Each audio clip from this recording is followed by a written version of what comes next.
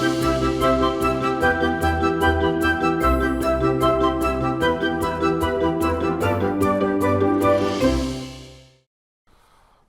आभार, अभिनंदन, स्वागत है आप सभी का। हेलो मनी 9 मेरा सवाल है मैं हूं विपुल सिंह। और आज के बाजार की बात करें तो जो है इस समय बाजार जो है मजबूती और उतार चढ़ाव के बीच में इस समय कामकाज करता हुआ दिखाई दे रहा है। हालांकि 24,700 जो कल निफ्टी ने स्तर तोड़ा था उसको अभी बाजार मेंटेन करता हुआ दिखाई दे रहा है। बड़ा सवाल यही कि क्या इस रैली में बाजार 25,000 तक जाएगा या फिर जिस तरीके का कंसोलिडेशन देखने को मिल रहा है वो बाजार में बना रहेगा। सबसे पहले तो आज इस कार्यक्रम को थोड़ा सा हम लोगों ने देर शुरू किया है, उसके लिए तमाम दर्शकों से हम क्षमा प्रार्थी हैं। लेकिन हाँ, कोशिश ये रहेगी कि आपके तमाम जो प्रश्न हैं वो ज़्यादा से ज़्यादा इस कार्यक्रम में सम्मिलित किए जाएँ। और मिड कैप शेयरों की जो तेज़ी है उसमें हम देख रहे हैं कि लगातार पिछले 2 दिन के अंदर उसकी वजह से जो है बुल्स थोड़े से हावी होते हुए दिखाई दे रहे हैं। चलिए सबसे पहले आज के खास मेहमान को आप रूबरू कराते हैं और हमारे साथ शरद मिश्रा जी जुड़ चुके हैं। शरद जी, बहुत बहुत स्वागत है। सबसे पहले तो आपसे बाजार पर ही टिप्पणी जानना चाहेंगे, कैसे देख रहे हैं आप इस बाजार को और इस समय बाजार में क्या रणनीति होनी चाहिए? जी विपुल जी, तो देखिए साहब, ऐसा है कि जिस तरह का भी सेटअप बना हुआ है, अगर आप देखेंगे तो बैंक निफ्टी में करीब 50,290 370 के पास 50,500 के पुट राइटर का बेस है।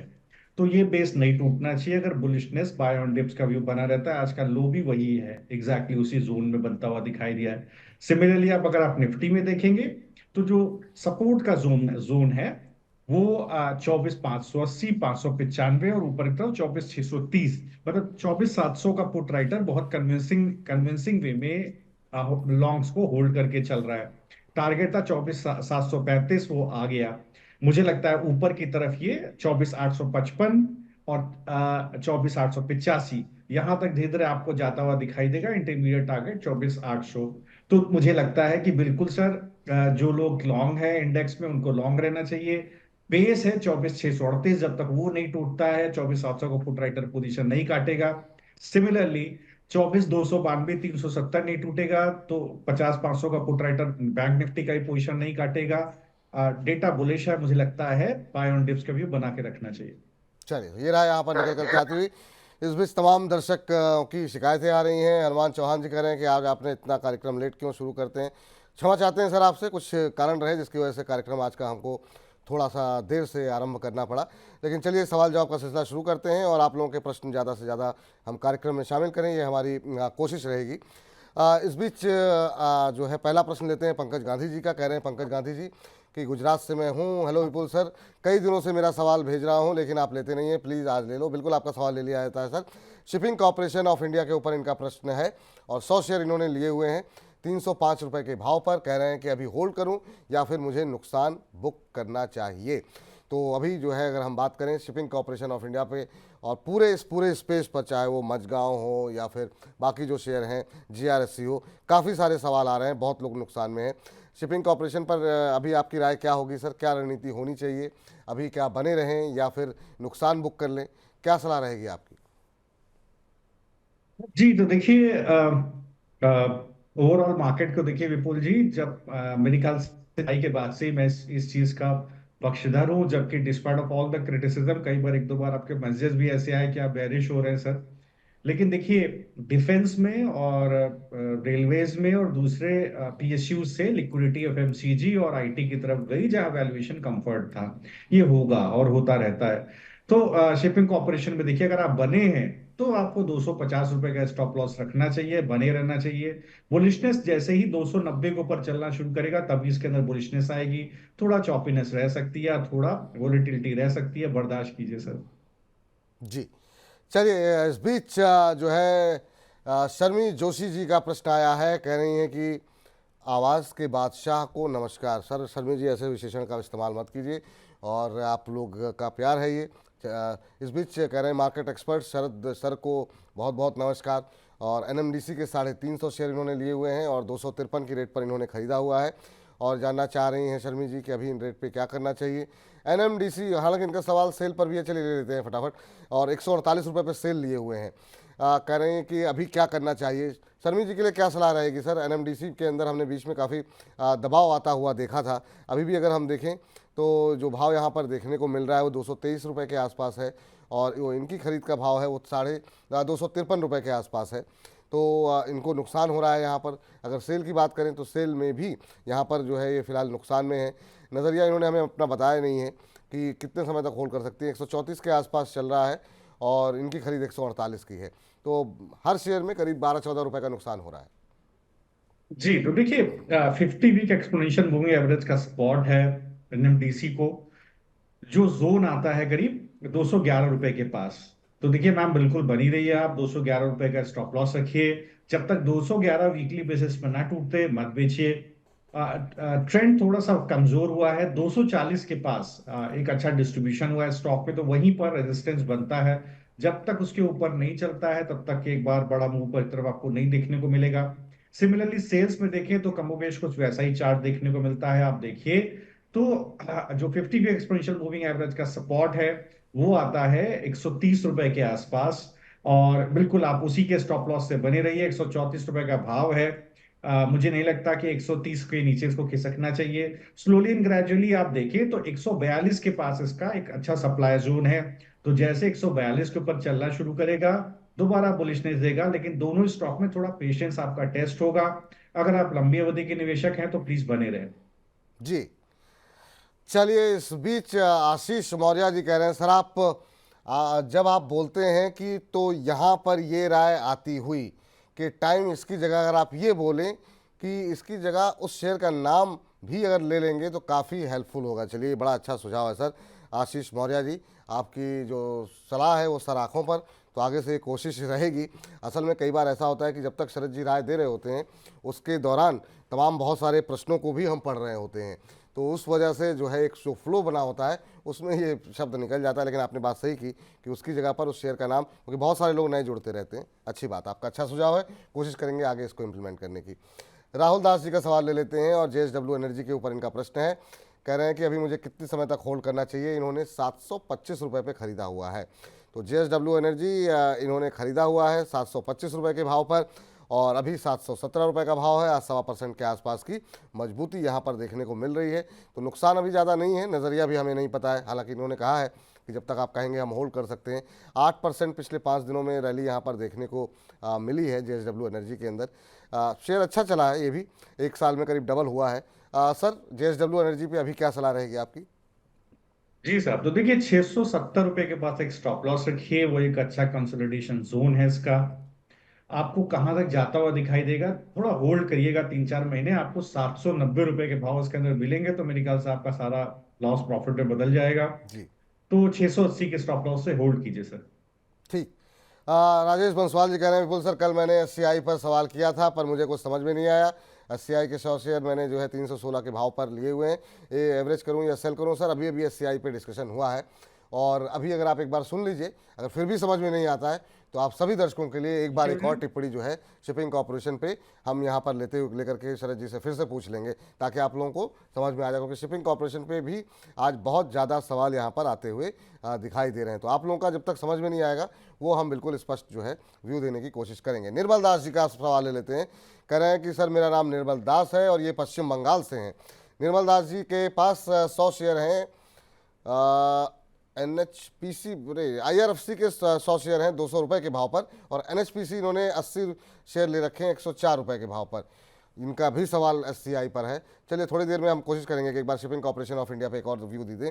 एनएचपीसी 104 पर है, निश्चित रूप से शेयर लगातार थकाता हुआ दिखाई दे रहा है। आईआरएफसी 200 रुपये पे लिए हुए हैं। सर ये रेलवे पावर ये थीम अब थोड़ी सी थकती हुई दिखाई दे रही है निश्चित रूप से। अब 200 रुपये लिए हुए हैं, 180 के आसपास आईआरएफसी चल रहा है, 104 पे इन्होंने लिया हुआ है एनएचपीसी, और यहाँ पर भी हम देख रहे हैं कि थकावट देखने को मिल रही है। 95-96 के आसपास ये शेयर चलता हुआ। रेलवे पावर पे ओवरऑल आपका व्यू क्या है, और ख़ास तौर से चूंकि इनका सवाल स्पेसिफिक आईआरएफसी और एनएचपीसी पे है तो इस पर आपकी राय क्या होगी? जी, तो देखिए अब आप एनएचपीसी को देखिए तो अगर आप वाई वाई बेसिस पर देखेंगे तो रेवेन्यू कॉन्ट्रैक्शन देखने को मिला है रेवेन्यू फ्रॉम ऑपरेशंस में, और उसी का असर तो ओवरऑल मार्जिन्स पे देखने को मिला है। देखिए सर, पहले भी ये जिक्र हुआ था कि थोड़ा सा वैल्यूएशन कंफर्ट नहीं है पीएसयूज में। कोई बात नहीं, ऑल सेड एंड डन, इसको रिपीट करने की जरूरत नहीं है, अब जो हो गया हो गया। लेकिन अगर आप अभी फंस गए हैं तो थोड़ा सा पेशेंस रखिए, संयम बना करके रखिए। 165 के पास आप स्टॉप लॉस डालिए आईआरएफसी का, थोड़ा डीप हो जाएगा, 179 का भाव है बट बने रहिए सर। एक 165 जब तक नहीं तोड़े तब तक आप अपनी पोजीशन नहीं छोड़िए। मुझे लगता है जब जैसे ये 200 रुपए के ऊपर चलना शुरू करेगा इसके अंदर दोबारा स्ट्रेंथ आएगी। और एनएचपीसी देखिए, क्रिटिकल मूविंग एवरेज इसने तोड़ा है, जैसा मैंने अभी नंबर डिस्कस किए, तो ऑब्वियस सी बात है 20 एक्सपोनेंशियल मूविंग एवरेज का ब्रेकडाउन आया है। और अब ये आपको 91 रुपए के पास सपोर्ट लेते हुए दिख सकता है। आप अगर आप थोड़ा लॉस में हैं तो पोजीशन काट दीजिए, अगर आप थोड़ा बर्दाश्त कर सकते हैं तो 91 रुपए के पास स्टॉप लॉस रखिए। जहां शॉर्ट बिल्डअप है वो है 100 रुपए का भाव, वहां डिस्ट्रीब्यूशन दिखता है। जैसे ही 100 रुपए के ऊपर चलना शुरू करेगा तभी इसके अंदर स्ट्रेंथ आएगी। मैं विपुल जी सभी दर्शकों को बोलना चाहता हूँ, देखिए पहले भी मैं ये नहीं कहूंगा मैं बिल्कुल सही राय देता हूँ या आई एम द बेस्ट और something of that sort, but मैं हमेशा ये कहता रहा हूँ अपने छोटे मोटे ज्ञान से कि सर जहां पर वैल्यूएशन फ्रॉथी है, जहां पर स्टॉक काफी चल गया है, बड़े मल्टीपल्स पर है, वहां पर थोड़ा अवॉइड कीजिए। ये जून जुलाई से ही मेरे ख्याल से डिस्कशन में लगातार कर रहा हूं, कोई बात नहीं, दर्शक बहुत बेचारे हार्ड अर्न पैसा लगाते हैं, अगर कहीं ट्रैप हो गए हैं तो प्लीज आप विपुल जी से सवाल पूछिए। अभी आप स्टॉप लॉस के साथ आप पूछिए, स्टॉप लॉस साथ बने रहिए। अगर निफ्टी थोड़ा सा और सस्टेन होता है सर, तो अभी चूंकि लिक्विडिटी एफएमसीजी में है, इसके अलावा फार्मा में बड़ी लिक्विडिटी आई थी, आईटी में बड़ी लिक्विडिटी आई है बिकॉज ऑफ यूएस फैक्टर्स, तो वहां पर पैसा जा रहा है, इसलिए पीएसयूज कहीं ना कहीं इग्नोर हो रहे हैं जो काफी चल चुके हैं। लेकिन समय पलटेगा, दोबारा इसके अंदर मुंह आएगा, कब आएगा थोड़ा सा उसके अंदर आप देखिए, आप फंस गए तो थोड़ा सा संयम रखना पड़ेगा।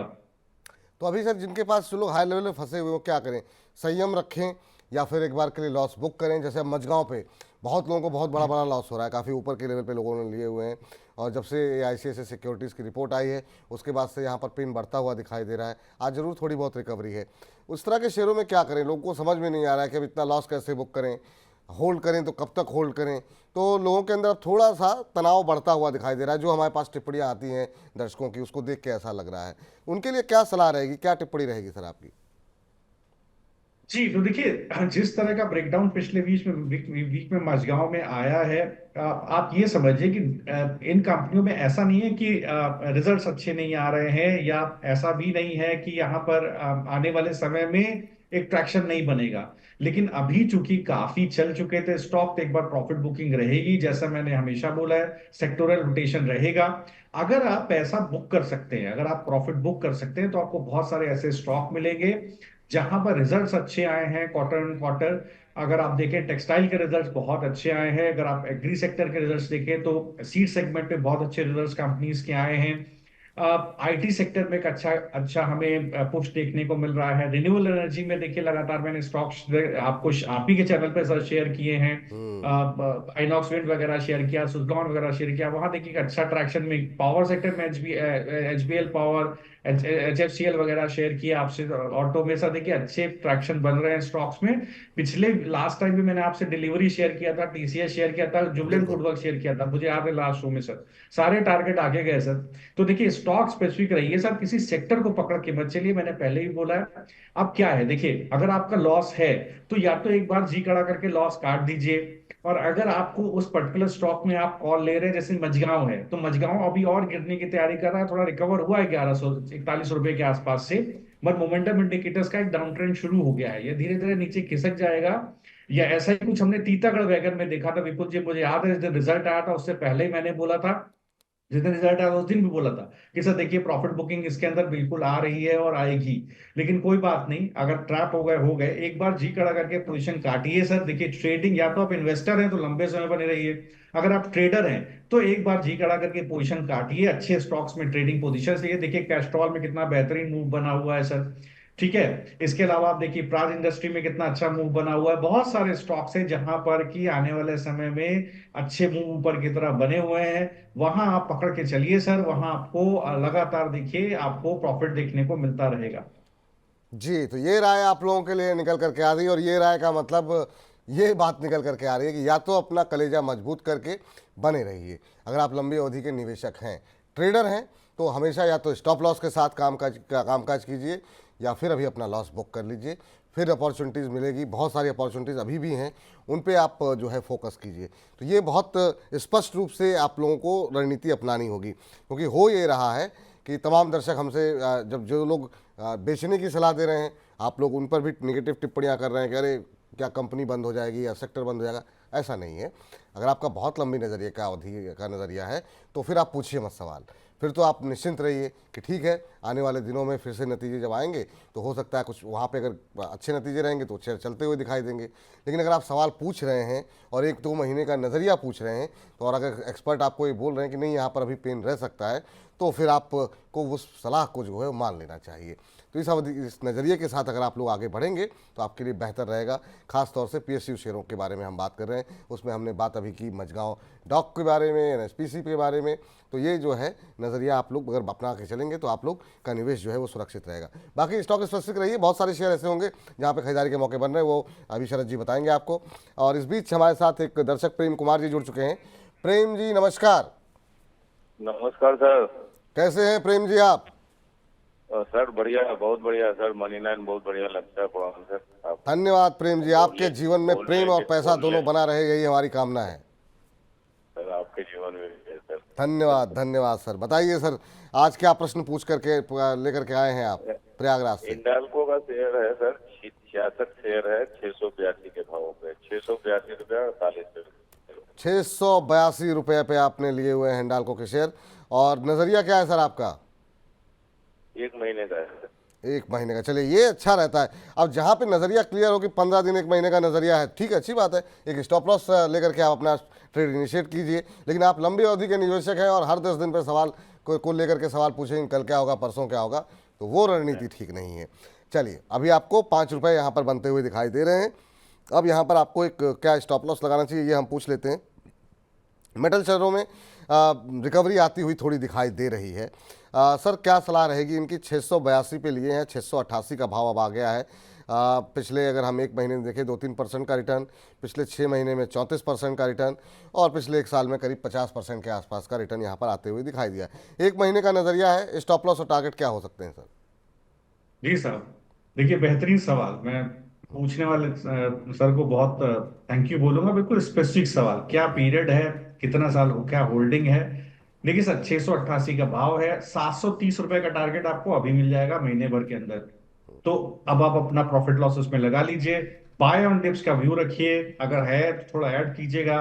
कहीं आपको 665 के आसपास मिले, थोड़ा और ऐड कीजिएगा। 638 का स्टॉप लॉस रखिएगा और 730 का पहला टारगेट रखिएगा। 730 के पास और सस्टेन कर जाए तो ये आपको 770 तक के भाव भी ऊपर की तरफ देखने को मिल सकते हैं।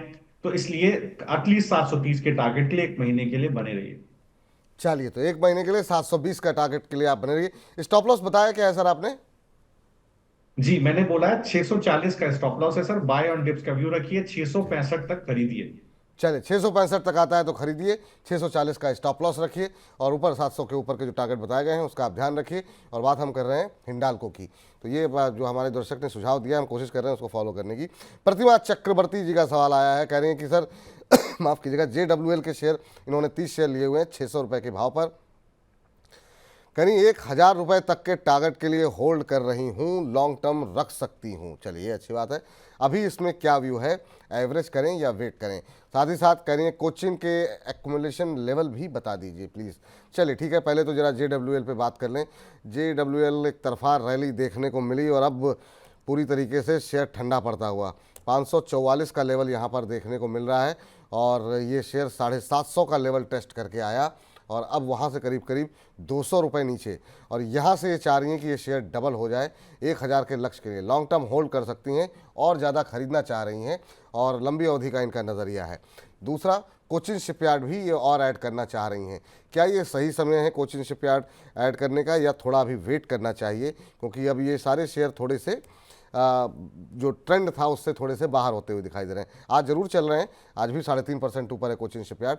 आपकी राय क्या होगी सर? इस समय JWL काफ़ी शानदार रैली, लेकिन अब थोड़ा सा ठंडा पड़ता हुआ दिखाई दे रहा है।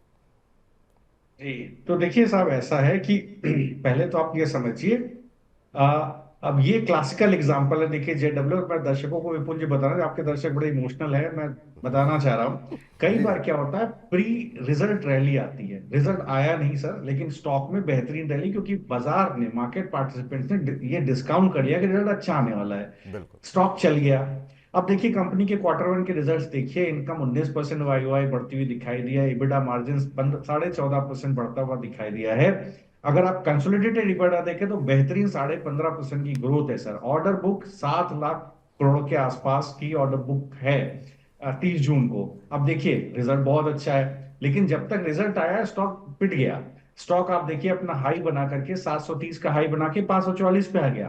तो लोगों ने सोचा ये क्या हो गया साहब, ये तो रिजल्ट अच्छा है तो स्टॉक तो चलना चाहिए था।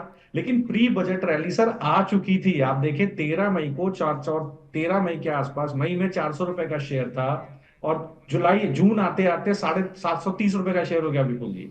आप देख रहे हैं प्री बजट रैली, मतलब बजट से पहले ही, रिजल्ट से पहले ही मूव आ गया। अब देखिए मैडम ने पूछा लंबा समय, तो लंबा समय बने रहिए। देखिए मैंने आपको बताया बेहतरीन ऑर्डर बुक है, बेहतरीन परफॉर्मेंस है, लंबे समय आप बने रहेंगे। तो अगर आप साल भर का व्यू देंगे तो ये दोबारा 850 के लेवल पे पहुंचता हुआ दिखाई देगा। सिमिलरली आप कोचिन शिपयार्ड में भी देखें तो मुझे लगता है बहुत अच्छा व्यू कोचिन शिपयार्ड में भी बना हुआ है। अगर आप ऑफिशियली परफॉर्मेंस देखें तो हाईएस्ट एवर रेवेन्यू कंपनी ने क्लॉक किया था लास्ट फाइनेंशियल ईयर में। प्रॉफिट बिफोर टैक्स 156% बढ़ता हुआ दिखाई दिया था। और अगर आप ऑर्डर बुक देखें तो बेहतरीन नेटवर्थ कंपनी की 5,000 करोड़ के क्रॉस कर गई है। बेहतरीन डिविडेंड कंपनी ने ₹2.25 का दिया था लास्ट फाइनेंशियल ईयर में। तो देखिए फाइनल डिविडेंड अगर आप देखें टोटल 60 रुपए, लगभग 60,000 करोड़ का डिविडेंड दिया था। तो देखिए सर इस तरह की कंपनी को अगर आप लंबे समय के हिसाब से बने रहते हैं, जो दर्शक लंबे समय के हिसाब से बने रहे, 1 से 1.5 साल का व्यू रखें, ये धीरे धीरे शेयर आपको ऊपर की तरफ करीब 3300 रुपए तक पहुंच जाएगा। अभी 2100 रुपए का भाव है। तो लेकिन साल भर का व्यू आपको रखना पड़ेगा, 3 से 4 क्वार्टर रिजल्ट को डिस्काउंट होने दीजिए। अब अगर ट्रेडर है तो क्या कीजिए, तो ट्रेडर में एक स्टॉप लॉस लगाइए जो इस वीक का लो है 2,000 रुपए का, और फिर आप उसके अंदर बने रहिए। उसके नीचे खिसकेगा तो और नीचे 1600 तक खिसक जाएगा। तो 2,000 रुपए के स्टॉप लॉस साथ ट्रेडर बने रहे। तो देखिए ट्रेडिंग और इन्वेस्टिंग दोनों के लिए मैंने अलग अलग व्यू बता दिया सर। चलिए, तो ट्रेडिंग और इन्वेस्टमेंट दोनों के लिए आपका अलग अलग व्यू क्या होना चाहिए ये आपको बताया गया है। और बात हम कर रहे थे कोचिन शिपयार्ड और जुपिटर वैगन को लेकर के। और इस बीच हमारे एक दर्शक हैं, उनकी एक टिप्पणी आई है सर आपके लिए कि आज तो शरद जी बिल्कुल दूल्हा बन करके आए हैं। तो लोग अब मतलब जो है आपके जो वस्त्र होते हैं उस पर भी कितना ध्यान देते हैं ये आप देखिए। और कहीं सर इसी वजह से तो आज थोड़ा विलम्ब नहीं हो गया आपको? नहीं नहीं विपुल जी, मैं बहुत माफी मांगना अरे नहीं चाहूंगा। नहीं सर, नहीं एक्चुअली नहीं नहीं नहीं सुबह नहीं सर, सुबह नाश्ता नहीं किया वो था, तो वो मैंने लंच ऐसे का ही टाइम था हंसी सर। जी मजाक में जी पूछ लिया।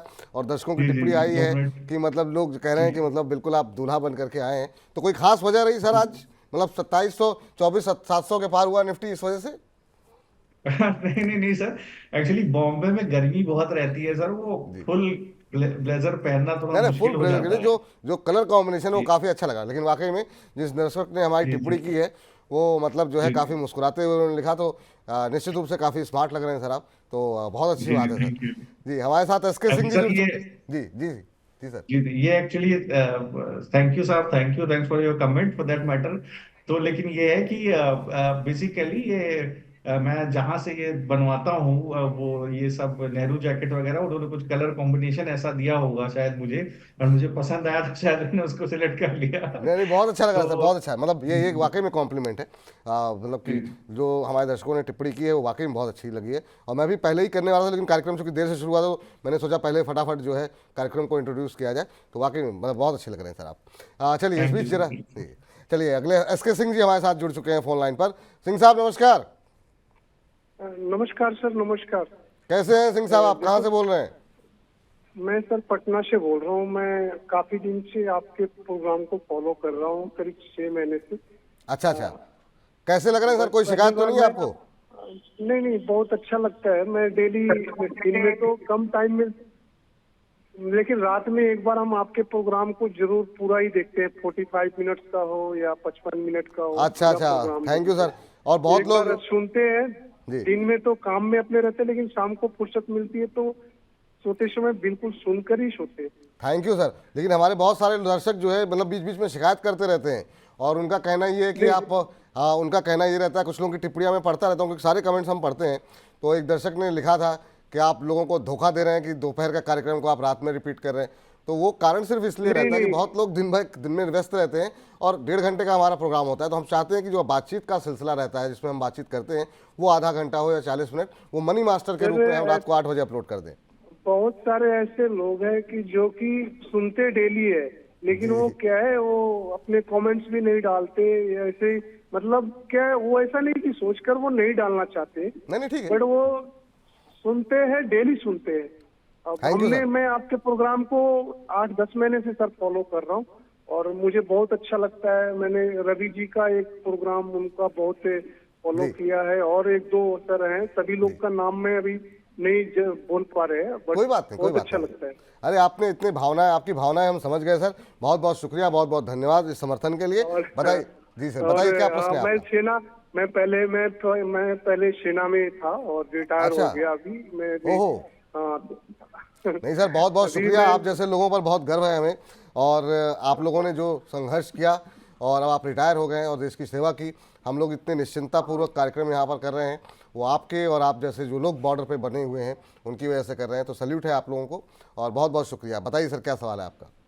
मेरा सर एक सवाल है, ऐसे में काफी शेयर मेरे पास है, लेकिन 2-3 शेयरों में मैं फंसा हुआ हूँ, उसके बारे में जानना चाहता हूँ। एक RBZ ज्वेलर्स करके है जी। शेयर, वो मैंने खरीदा था सर पहले 200 ऊपर प्राइस, 210 रुपए के प्राइस में। एवरेज प्राइस अभी मेरे पास 171 का है, समथिंग 600 क्वांटिटी है।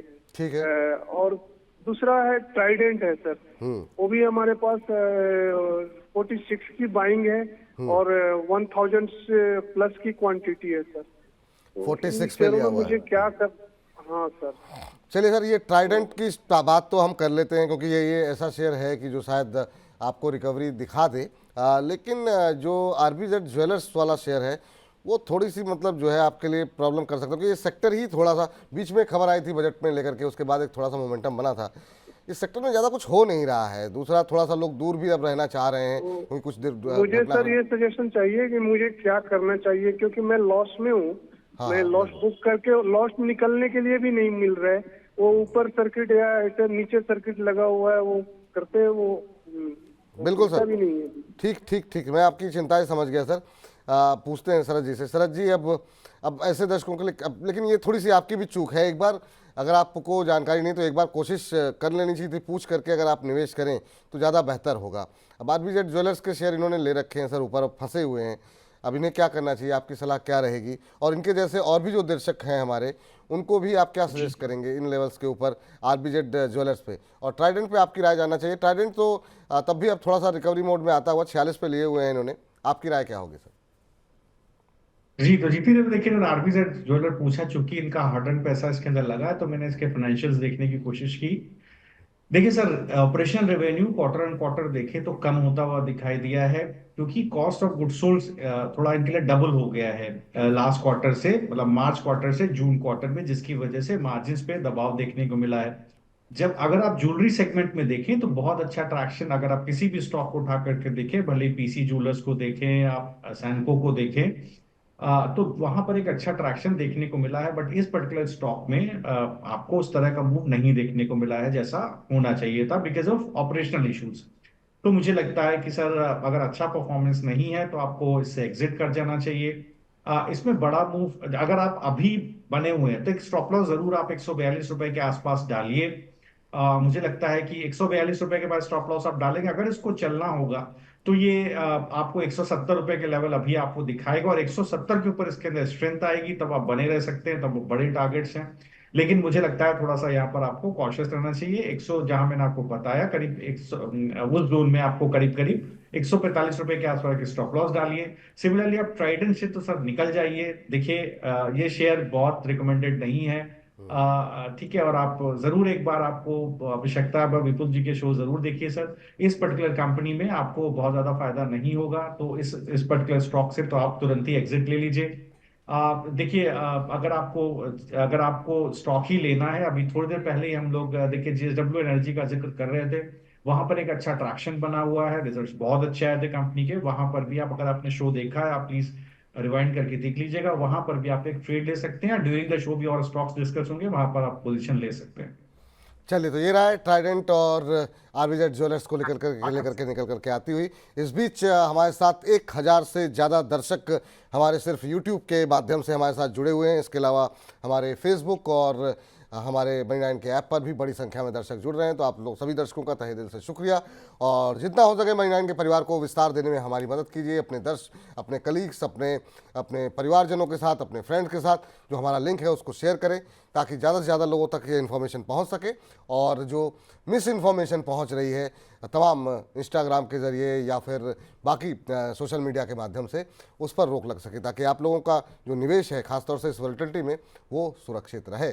और सवाल बहुत सारे हैं, सवाल हम लेते रहेंगे, लेकिन एक बीच में फटाफट एक खास सेगमेंट हमारा आ रहा है, उस पर रुक कर लेते हैं, और वो है सौदा मुनाफे का।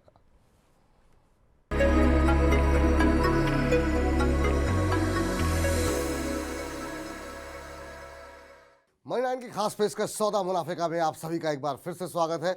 हर रोज की तरह हम हाजिर हैं एचडीएफसी स्काई की तरफ से कौन सी नई कॉल इनिशिएट की गई है इसको बताने के लिए, और इस कार्यक्रम में हमारे साथ जुड़ते हैं हमारे खास मेहमान, हमारे खास सहयोगी संदीप ग्रोवर।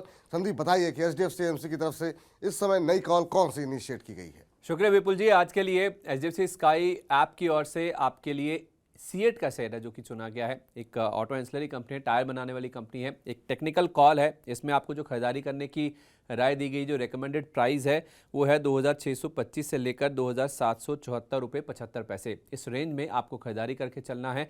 और जो टारगेट प्राइस हो जाया गया है वो पहला टारगेट है 3000 रुपये का, उसके बाद 3193 रुपये तक भी ये स्टॉक जाता हुआ नजर आ सकता है। चूंकि एक टेक्निकल कॉल है तो इसमें स्टॉप लॉस भी सुझाया गया है 2575 रुपये का स्टॉप लॉस आपको रखना है। अगर ये टारगेट आते हैं 3000 और 3193 के, तो आपको 14% से ज़्यादा का रिटर्न मिलता हुआ नजर आ सकता है। लेकिन ध्यान रहे, चूंकि ये रिकमेंडेड प्राइस 2625 से 2774.75 है, तो आपको डिप्स पर स्टॉक में खरीदारी करके चलनी है। 14% से ज़्यादा का रिटर्न आपको स्टॉक में देखने को मिल सकता है। 5 मई 2025 तक ये कॉल वैलिड है, तब तक आप चाहें तो इसको होल्ड कर सकते हैं। आप 14% रिटर्न की उम्मीद करके चल सकते हैं। ये trading calls HDFC sky app का एक फीचर है, जहां आप एचडीएफसी स्काई की in house expert research team से रिकमेंडेशंस ले सकते हैं। साथ ही स्क्रीन पर दिए गए क्यूआर कोड की मदद से आप एचडीएफसी स्काई के ऐप को डाउनलोड भी कर सकते हैं, या फिर डिस्क्रिप्शन में दिए गए लिंक पर क्लिक करके एचडीएफसी स्काई के साथ डीमैट और ट्रेडिंग अकाउंट खोल सकते हैं। संदीप, बहुत बहुत शुक्रिया, बहुत बहुत धन्यवाद आपका आज की एचडीएफसी स्काई की नई कॉल बताने के लिए। तो फिलहाल इस सेगमेंट को यहीं पर समाप्त करते हैं, लेकिन आप लगातार बने रहिए मनी 9 के साथ।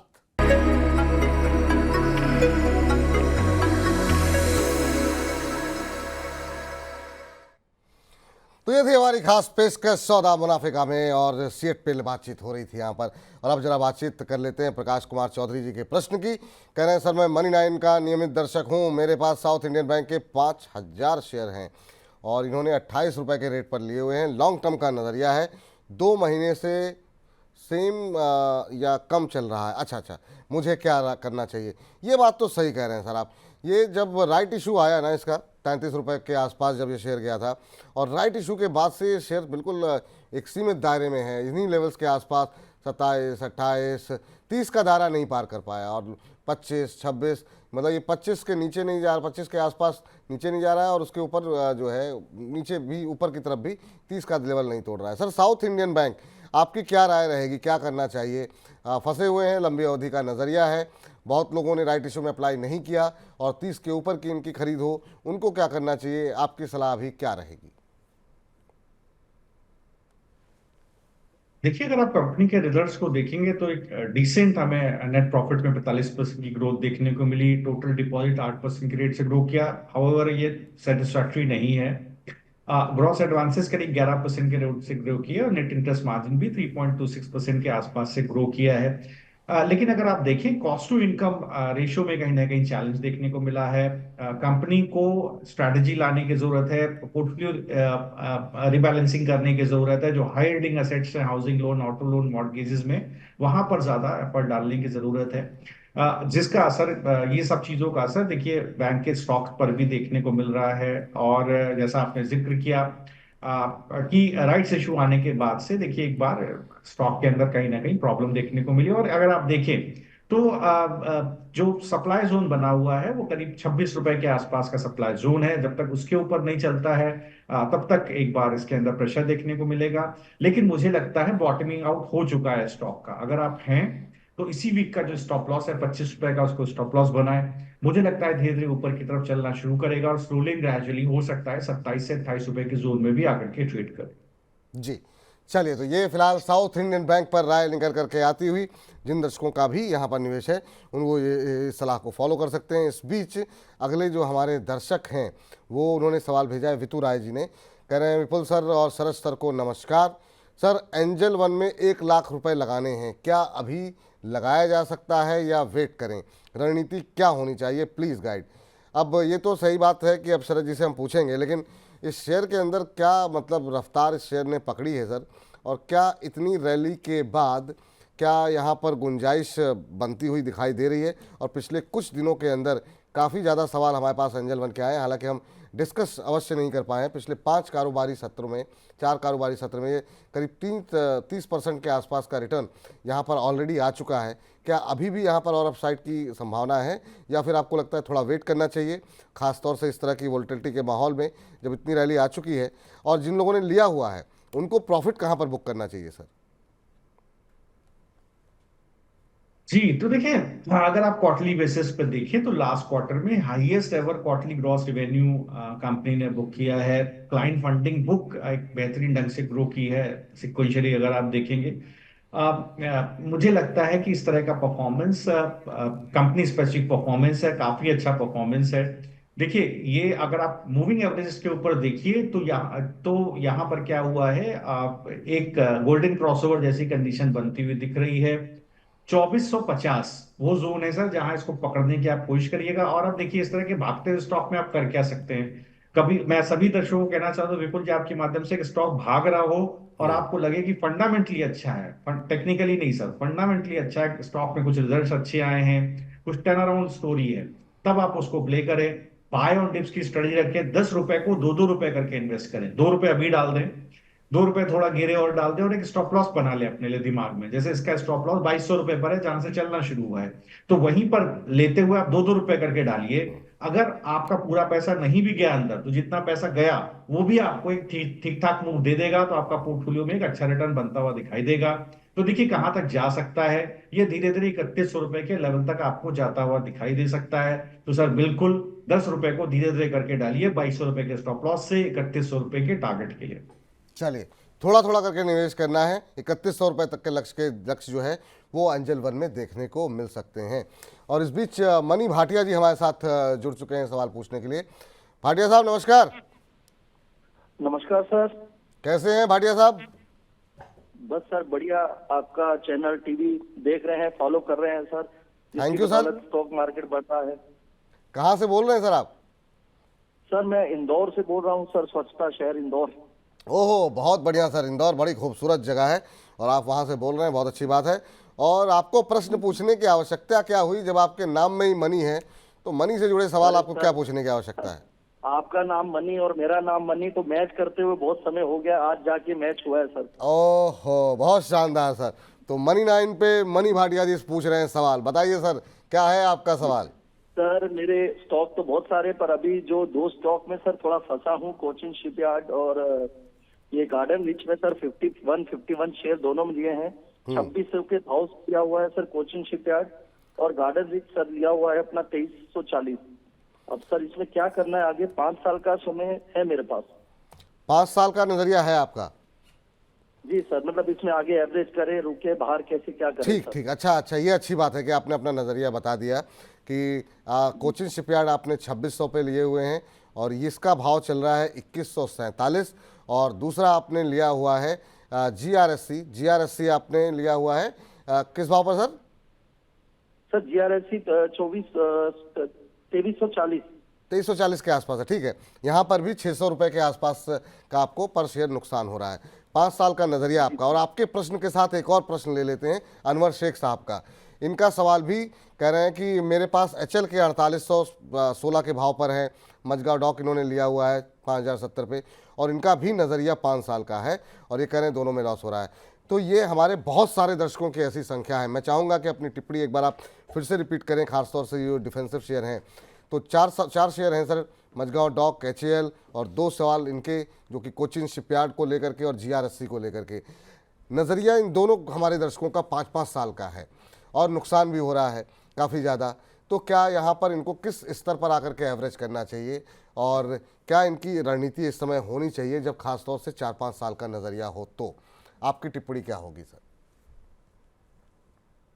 जी, तो देखिए सर, मैंने काफी दिन पहले एक डिस्कशन किया था कोचिन शिपयार्ड और पूरे कोचिन शिपयार्ड, इसके अलावा गार्डन रीच को लेकर के, शिपिंग कॉर्पोरेशन को लेकर के। देखिए, अगर आप 31 मार्च को देखिए तो गार्डन रीच में करीब 22,000 करोड़ के आसपास की ऑर्डर बुक है।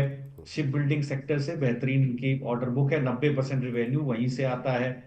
अगर आप देखिए तो बेहतरीन ऑनगोइंग प्रोजेक्ट्स हैं कंपनी के पास। 20 मीटर से बड़े शिप्स के इनके पास बड़े प्रोजेक्ट्स रहते हैं सरकारी। फाइनेंशियल परफॉर्मेंस देखें तो 40% रेवेन्यू, ऑपरेशनल रेवेन्यू वाई बढ़ता हुआ दिखाई दिया है। EBITDA 41% बढ़ता हुआ दिखाई दिया है। मैं क्यों ये सब जिक्र कर रहा हूं सर? देखिए, लंबी अवधि के लिए अगर आप हैं तो ये मान करके चलिए, एक स्टोरी है जो कि मैंने पहले आपको शेयर की थी कि लगभग $80 बिलियन के फ्रेट चार्जेस इंडिया देता है। इंडिया का major to and fro trade जो होता है वो शिप्स के थ्रू होता है, और उसका मेजर रेवेन्यू का 60 से $70 बिलियन चाइना को जाता है। तो यहां पर देखिए एक बड़ा बड़ा आउटफ्लो है इंडियन मनी का चाइना की तरफ। तो इंडिया क्या करने की कोशिश करेगा? इंडिया अपना मैन्युफैक्चरिंग कैपेसिटी वेसल्स का 1000 से ज्यादा, इंडिया को 1500 से ज्यादा इंडिया को वेसल्स चाहिए बेसिकली ट्रेड ट्रांजैक्शंस के लिए। अब इस प्रोसेस में गार्डन रीच है, शिपिंग कॉर्पोरेशन है, कोचिन शिपयार्ड है, मझगांव डॉक है। यहाँ पर आपको ये आने वाले समय 5 साल के मल्टी बैगर है। देखिए, आपने 5 साल का जिक्र किया सर, मैंने आपकी एक ही चीज को ध्यान दिया। तो अगर आप उस नजरिए से हैं तो आप बिल्कुल सर बने रहें, घबराएं नहीं। ये सारे मल्टी बैगर हो जाएंगे शेयर। जिस तरह से HAL चला वैसे ही आपको चलते हुए दिखाई देंगे। अब अगर आप HAL को देखें, बहुत सारे सवाल HAL के ऊपर आते हैं। तो पहले भी मैंने इस बात का जिक्र किया है, धीरे धीरे स्टॉक का प्राइस टू अर्निंग 38 के आसपास आ गया है सर। ऐसा नहीं है कि परफॉर्मेंस कंपनी का खराब है। अगर आप कंपनी का परफॉर्मेंस देखिए तो लास्ट पूरे साल भर में, तो साल की बात करूंगा इस तरह की कंपनी में, क्वार्टर की बात नहीं करूंगा सर। आप देखिए, रेवेन्यू 31% बढ़ता हुआ दिखाई दिया था। अगर आप कंपनी की ग्रोथ देखें, कंपनी के पास अगले 5 साल में करीब 14 से 15,000 करोड़ रुपए का केपेक्स कंपनी का प्लान है एनुअल। मतलब अगर आप 15,000 करोड़ एनुअल जोड़ लें तो 5 साल में 75,000 करोड़ का तो केपेक्स प्लान है सर। और अगर आप कंपनी का मार्केट कैप आज की डेट में देखें तो कंपनी का मार्केट करीब करीब है 3,16,000 करोड़। तो आप मान करके चलिए करीब 20 से 25% का तो केपेक्स कंपनी का बढ़ जाएगा। तो मार्केट कैप किस तरह से बढ़ेगा आप हिसाब लगा लीजिए। तो ये यहाँ पर क्या है, मैं उन दर्शकों को एड्रेस कर रहा हूं जो लंबी अवधि के लिए स्टॉक होल्ड कर रहे हैं। तो सर अगर आप उस अवधि से हैं तो बिल्कुल बने रहिए। अब आइए ट्रेडिंग पर्सपेक्टिव से, तो अगर आप मझगांव डॉक में देखेंगे थोड़ी गिरावट और हो सकती है, लेकिन कहां तक हो सकती है? 4,000 रुपए तक ही हो सकता है, और गिर जाए जहां इसका 50 वीक एक्सपेंशन मूविंग एवरेज है। अगर आपके अंदर ताकत है होल्ड करने की सर, बिल्कुल होल्ड कीजिए। अगर आप HAL को देखें तो ये सस्टेन कर गया है। मुझे याद पड़ता है विपुल जी, लास्ट शो में भी मैंने यही बोला था कि 4500 रुपए से नीचे नहीं जाएगा। उस लेवल पे सस्टेन कर गया, वहीं स्टॉप लॉस लगाइए, बने रहिए सर। गार्डन रीच में देखिए एक बार गिरावट हमको देखने को मिली है। थोड़ा सा ये ओवरबॉट हो जाएगा, जैसे ही 1550 के आसपास आएगा, 1820 है तो आप मान के चले 1550 1600 के आसपास ये ओवरसोल्ड हो जाएगा। तो वहां पर एक बार सपोर्ट इसको देखने को मिलेगा। और अभी ये 50 के एक्सपोनेंशियल मूविंग एवरेज पे अभी खड़ा हुआ है। तो अगर इसी वीक में सस्टेन हो गया, बल्ले बल्ले, बहुत अच्छी बात सर, ये बिल्कुल यहीं से पलट जाएगा। तो ये वीक उसके लिए बहुत क्रुशियल है ना। कोचिन शिपयार्ड में भी जैसा मैंने बोला, 50 वीक एक्सपोनेंशियल मूविंग एवरेज के पास सपोर्ट है, 2,000 रुपए के आसपास एक डिसेंट सपोर्ट है। तो जब तक वो अगर आप ट्रेडर हैं तो वही एक सपोर्ट पकड़ लीजिए सर। 2,000 के नीचे खिसके तभी बेचिएगा, वरना खड़े रहिए। अगर ट्रेडर हैं तो थोड़ा दिल मजबूत रखिए, शेयर का दिल रखिए और बने रहिए। और अगर आप लॉन्ग टर्म इन्वेस्टर हैं तो चाय पीजिए, एंजॉय कीजिए, लंबे समय की स्टोरी को प्ले कीजिए। देखिए किस तरह के मैमथ कैपेसिटी एक्सपेंशन हैं, वो सीधे सीधे EPS ग्रोथ में कन्वर्ट होंगे और स्टॉक कहीं का कहीं पहुंच जाएगा। ठीक, तो ये हमारे सभी दर्शकों के लिए जो रक्षा क्षेत्र को लेकर के परेशान हैं उनके लिए बहुत स्पष्ट रूप से, बहुत विस्तार पूर्वक जो है शरद जी ने समझाया है कि अगर आप लंबी अवधि के निवेशक हैं तो आपको घबराने की आवश्यकता नहीं है। ये सभी शेयर ऐसा नहीं है कि मतलब ख़त्म हो गए हैं, लेकिन हाँ वैल्यूएशन काफ़ी महंगी हो गई हैं। सही समय आएगा, जिस तरीके से कंपनी के रिजल्ट्स आगे आते हुए दिखाई देंगे और एग्जीक्यूशन होगा, उस हिसाब से फिर ये आगे आने वाले दिनों में बेहतर प्रदर्शन करेंगे। अगर आप ट्रेडर हैं तो जो स्टॉप लॉस टारगेट आपको बताए गए हैं, जो लेवल्स बताए गए हैं, उनका आपको ध्यान रख करके चलते रहना होगा और फिर मजबूत कलेजा करके आपको जो है रणनीति अपनी जो है वो बनानी होगी। लेकिन लंबी अवधि के निवेशक जो है अभी बने रहें, आराम से एंजॉय कीजिए। अच्छी कंपनियां, फंडामेंटल्स में कोई बदलाव नहीं है, बस खाली काफ़ी तेज चल चुकी हैं, तो अभी वैल्यूएशन और ज़्यादा महंगी होती हुई और ज़्यादा तेज़ी यहाँ पर आती हुई हाल फिलहाल में नहीं दिखाई देगी।